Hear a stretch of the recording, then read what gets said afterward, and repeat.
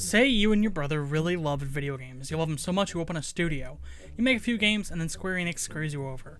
So you open a new studio, you make a new game for Sony's PlayStation 3, and it does moderately well. But it's when you release the game on PC that it goes from cult classic to global phenomenon. A bigger company in your hometown alongside a major publisher help you in making a sequel, and you get the mind behind the Battlefield games to help pull it all together.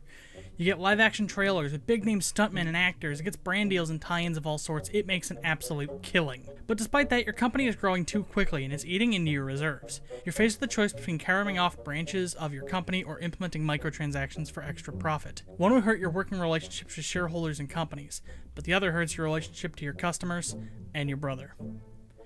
So after your brother leaves the company, after 10 months pass and microtransactions are killed off, leaving you back at square one, you kind of have to take a step back from the game. It's growing still, it's making money, but it's not enough. I mean, you have other games in the back burner that could generate revenue, but they need money to thrive and come out. You've been chairman of the board for a short while, and by this point it's all business. Your company goes public, and its stock is traded. Things seem to be looking up. These other games, though, they've got to start getting released and selling well. Your cash cow is drying up. And while that gets a lot of people playing, it doesn't generate much revenue. Finally, at last, one of those games is shipped, and it sells 50,000 copies across all devices, and it sits at a 54% favorability rating on PC. Well, wait, one of those projects that's been on the back burner? You've been redoing it. It was going to follow the same path, but now it's in a modern game engine, and it's based on a beloved property. Everything seems to be going your way. That game needs to come out. This mobile game you struck a deal with needs to ship, and your VR headset needs to sell. And then you'll have all the revenue you need to make and ship a third installment in that series that puts you on the map. And you better act fast. It sounds like that second installment is just about done.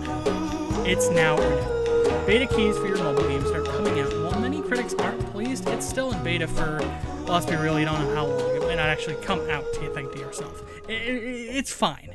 That other game based on a beloved TV show, oh, hold on, people aren't into that show much anymore, are they? Well, there's still that beloved adventure game. The comic book. Okay, yeah, it's based on the comic book.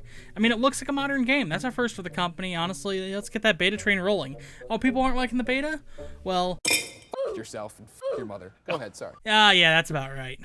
Your stock is worth nothing. Your VR company is destroyed. So now you're frustrated, upset, and people are starting to ask where the money for flop after flop is coming from. Quickly, get out of there. Frame it as stepping down after a few losses and going on vacation to clear your head. And just as you suspected, the Swedish Economic Crime Authority showed up to your old place of work. They took computers and files, and it sounds like one of your trusted colleagues was arrested. They were after 2 people, but they only got the one. And that's because they were not getting the other. They're on the other side of the world. Vacationing, running, it's the same thing. See, all those crime games you made paid off. It was the perfect steal all wrapped up in a nice pretty little bow. I wrote slam poetry. Although it's not really poetry. It's kind of just what's happened at Starbreeze for the last 6 months.